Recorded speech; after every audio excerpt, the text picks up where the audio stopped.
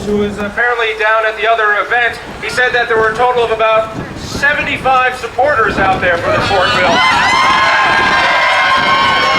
It says a lot. We introduced a great leader here in Colorado. We're glad to have him. Let him out of the middle one? Penry, can you come over here and give us a couple quick words? Thank you. Good afternoon. How's everyone doing today? It's wonderful seeing you here today. Convening in the best traditions of this great republic. Let's take a little public opinion survey. We know that the United States Congress passed this pork-laden trillion-dollar bailout on a virtual party line basis. Let me see where you stand. All those in favor of Barack Obama's so-called stimulus package, say aye. All those in favor, say no. It appears to me the noes have it, and that this policy should be rejected for exactly the reasons you know and I know. And it's been said before, I know, but I want to say it again. I've never been so proud to be a Republican as when those members stood out and said,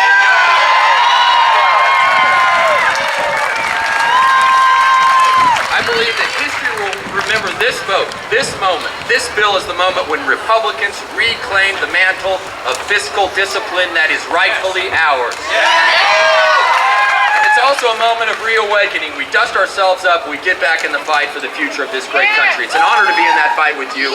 Thank you for coming out today. Put the pig up front! Okay, now we want to introduce GOP State Chairman Dick Wadhams. Ladies and gentlemen, we have a long road back, but it started last week when all 177 members of the Republican members voted against this turkey, and 48 Republicans voted against it. And this is not the end of the fight. This is the beginning, and we're coming back. Thank you very much. It's not a Republican or Democrat event. This is our kids we're talking about. This transcends party politics. We should not put our kids' credit cards paying for our toys. State Representative B.J. Nikkel. Good morning. Thank you for joining us here today to inform the people of Colorado and the nation of the most wasteful boondoggle the American people have seen to date. I have to tell you that this fiscal package is not very stimulating to us. If you thought the national debt was bad before, just wait, you haven't seen anything yet. President Obama claims that this bill is a major milestone on the road to recovery. Well, I have to say to you today that this bill is in fact a major millstone around the necks of the taxpayers that places our children and their future on the road to economic disaster. And I cannot express to you the depths of how utterly irresponsible that the President and the Democrats in Congress are in wrapping this fiscal albatross around the necks of our children. The President and the Democrats in Congress have thrown fiscal caution to the wind and have placed an unprecedented burden on the backs of our children's future. And it saddles them with the responsibility to shovel out from under this burden in the future. The President says this bill targets investments in the future, but I say to you that the only thing this bill targets is our children's future. We the people, we've written to and we've called our leaders in Congress. We've asked them not to do this to our children's future, but have they listened? No. They did not listen. They blatantly ignored us. Why? Because the Democrats who are in control in Washington and Congress and the President, they think they know what's best for us.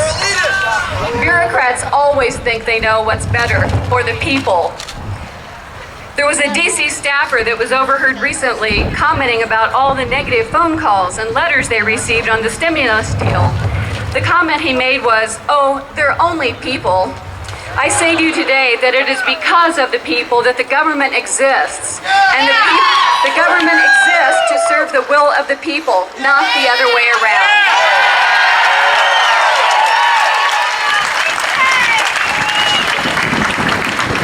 Folks, you have a unique opportunity, this crowd of people here of Coloradans who are saying we're not going to have any more. This is a red state.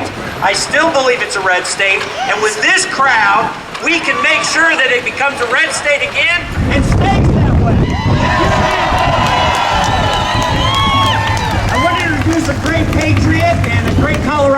State Senator Lambert.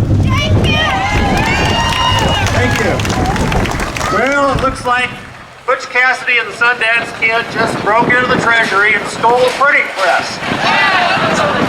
We're going to start the road back this afternoon. I'm introducing a bill. We're going to have it here at committee this afternoon to do something that many of you will find very interesting and will support. That's to put the state checkbook back on the gold standard. Starting this afternoon, we're joining with other states to do this, and we're going to bring fiscal responsibility back to the United States of America. Thank you. It's not just about our kids, it's about our kids' education. Peggy Littleton. Hi, Peggy Littleton, State Board of Education. As we work hard in the state of Colorado to ensure that all of our children are prepared to be going out in this 21st century to know the skills that they have to compete, we are putting them at a great disadvantage by straddling them with debt once they get out of high school. I'm going to tell all the kids now that in middle school and elementary school they better start working because they already have debt tied to them. Thank you. State Representative Frank McNulty. What are you guys doing out here today? It's as if somebody's trying to pick your pocket of $800 billion. Yeah, I know you felt it. I felt it too. So do the working families of Highlands Ranch and those all across the state of Colorado. Folks, exactly. Folks, how can a president who campaigned on change give us so much more of the same? It is absolutely poor public policy to put this burden not only on our working families, but on future generations. That's an $800 billion check that's cash in an account that doesn't have that money, except for the fact that it's going to come straight out of your pocket. Ladies and gentlemen, we're going to stand down here and fight on your behalf, fight for taxpayers, fight for working families, not only because it's the right thing to do, but because our president is not going to do it. He's here today, he's going to stand up and say $800 billion out of your pockets, and we're here to say, not now, not ever, give that money back to the people. Thank you, ladies and gentlemen.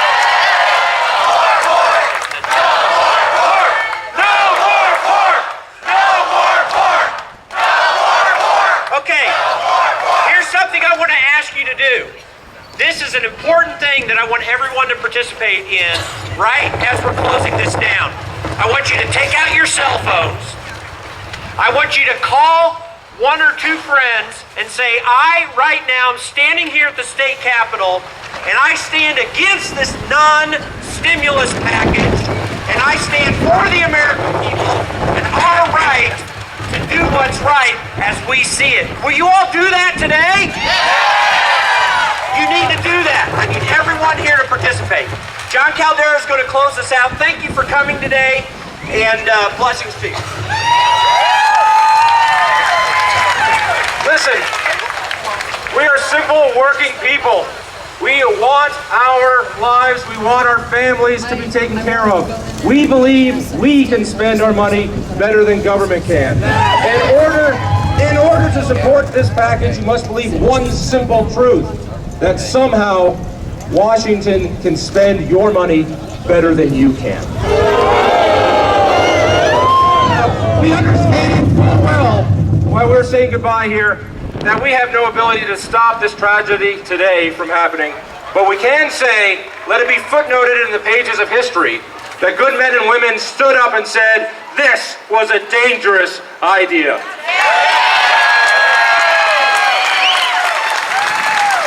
Ladies and gentlemen, thank you for coming out here. Please, let's be sure to clean up our mess as well.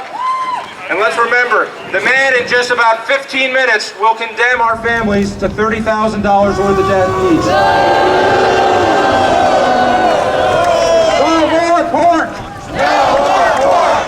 No more pork! No more pork! No more pork! No more pork! Call your friends, call your representatives, call your senators, and have a terrific day. Thank you all.